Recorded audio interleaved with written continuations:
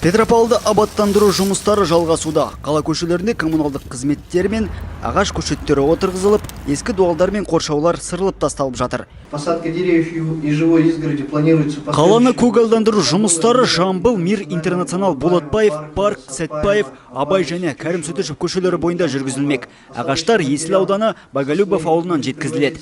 Жабайы алма ағаштары Кондратов орман шаруашылығынан жеткізіледі. Айта кеткен жөн, облыс әкімінің бастамасымен бюджеттің шығыс бөлігін қадағалау және жұмыстардың сапалы жүргізілуін бақылайтын арнайы жұмыс тобы құрылды. Оның қатарына депутаттар мен шаһардың белсенді және құрметті азаматтары кірді. Абаттандыру жұмыстары республикалық типтік ереже негізінде жүзеге асырылады. К сожалению, среди полицейских Әрине қаланың абаттандыру ережесі бар, дегенмен кейбірі заңды айналып өтеді. Нәтижесінде шаһарды көріктендіру мақсатында жұмыстар атқарылып келмейді. Біз қаланың жаңа абаттандыру ережесін әзірлемес бұрын республикалық талаптар бойынша жұмыс істеуіміз қажет. Әкімшілік кодекс негізінде ереже талаптарын орындамағандар жауапқа тартылуы керек.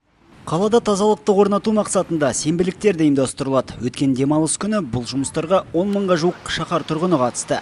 Нәтижесінде 400 тонна қоқыс қала сыртына шығарылды. Барша қалалықтарды сенбіліктен қалыс қалмауға шақырамыз. Сондай-ақ Петропавлды абаттандыруға қатысты ойыңыз бен пікіріңізді мына электронды поштаға жазып білдіре аласыз.